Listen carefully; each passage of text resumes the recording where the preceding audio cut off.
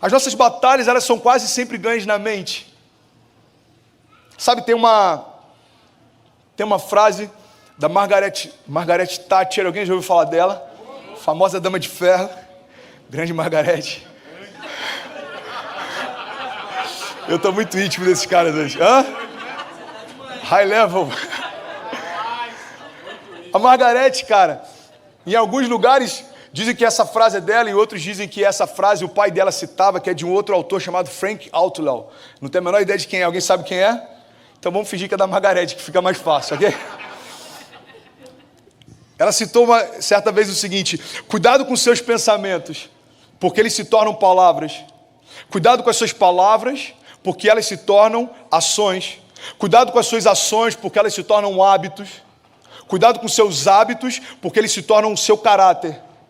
E tome muito cuidado com o seu caráter, porque ele se torna o teu destino.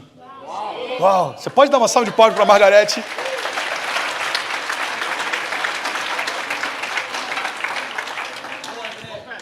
Pastor, que incrível isso. É maravilhoso. Agora, a Bíblia já fala disso há séculos atrás. Está lá em Provérbios 23:7. Assim como você vê e assim como você pensa na sua alma, assim você é. Assim como você se enxerga, assim você é. E tem alguém que está se enxergando como o maior investidor do reino de Deus aqui em Orlando. Como alguém que faz parte do melhor casamento que a sua família já viu, já experimentou. Então, assim como você se vê, assim você é. Cara, mudar a nossa mente vai mudar os nossos pensamentos, vai mudar as nossas atitudes, vai mudar as nossas palavras, as nossas declarações de fé. Isso vai mudar os nossos hábitos, isso vai transformar o nosso caráter, isso vai liberar o nosso destino. Irmão, você já deve ter visto uma cena dessa, você já deve ter conhecido alguém, ou talvez você já passou por isso. Você já viu um casal que a pessoa é tão ciumenta, que ela começa a gerar no outro interesse por alguém que antes nem existia? A mulher começa a falar pro cara: aqui, você estava olhando para ela, né? Aí ele fala: eu estava olhando para quem, amor? Eu estava jogando Candy Crush. Aí chega no dia seguinte: aqui, ela estava olhando diferente para você. Aí no dia seguinte: olha, ela sempre que você chega muda. Aí daqui a pouco o cara começa a pensar assim: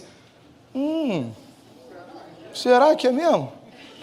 Aí daqui a pouco ele começa a acreditar naquilo e daqui a pouco ele fala: eu sempre soube. Não, irmã, isso não existia, você que criou. Você sabe por quê?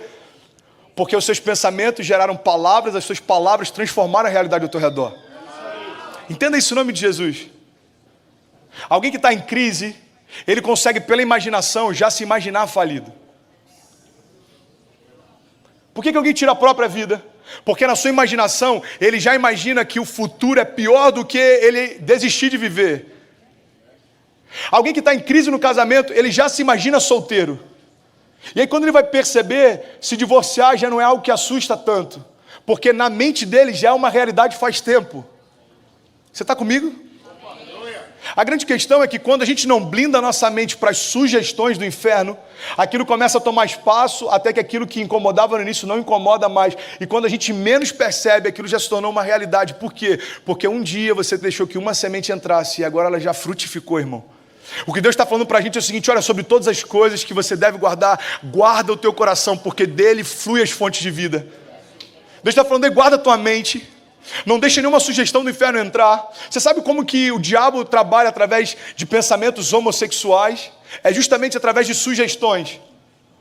Eu lidei com um jovem, eu e a Kezinha, há alguns anos atrás. Hoje ele é uma referência para falar sobre isso. Ele foi para uma escola de sexualidade, Deus levantou ele, ele ministra no Brasil todo.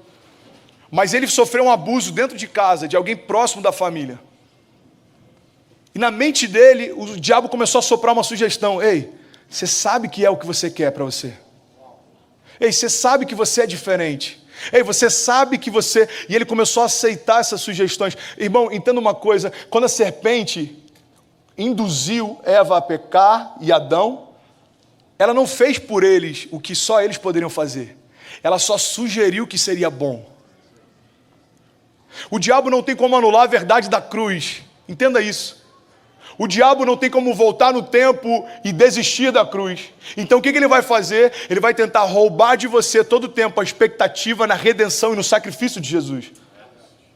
O diabo não tem como retroagir as promessas que Deus já liberou sobre você. Então como é que ele faz? Ele tenta atacar a tua mente, sugerindo que aquilo que Deus te prometeu não vai se cumprir. O diabo ele não tem poder para desfazer o que Cristo já fez. Então como que ele tenta militar? Fazendo com que a nossa mente tenha menos expectativa em relação àquilo que Deus faz do que a gente tem expectativa em relação àquilo que o diabo faz. É por isso que se você for parar para falar sobre lutas com alguém, você vai perceber que tem mais gente que tem conhecimento a respeito de batalhas espirituais do que daquilo que Jesus já venceu na cruz. A gente vive uma batalha o tempo inteiro. Eu preguei algumas semanas atrás, assim que eu luto as minhas guerras, e uma das coisas que eu mais frisei foi: irmão, não se preocupe.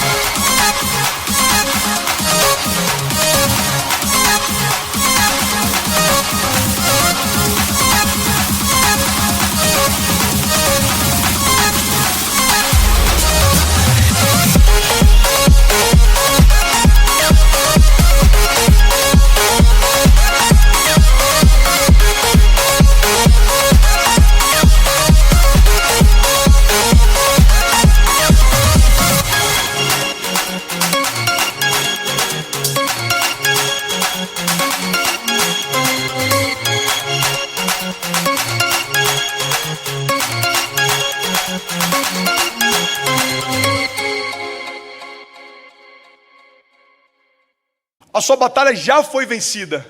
Não tem a ver com o que você vai enfrentar, tem a ver com o que Jesus já enfrentou. Quando o adversário tentar sugerir alguma coisa para você, mostra para ele aquilo que Jesus já colocou sobre a cruz. A Bíblia diz que Jesus fez deles um espetáculo público, triunfando sobre...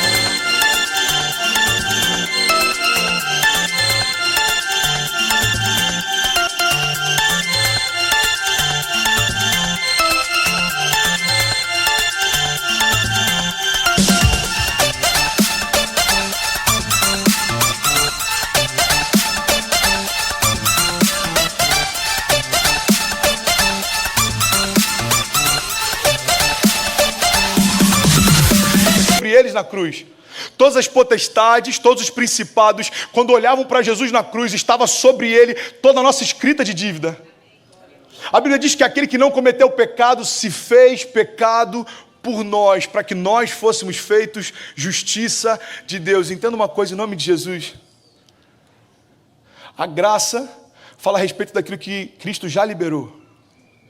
Mas a gente só consegue tocar nisso pela fé.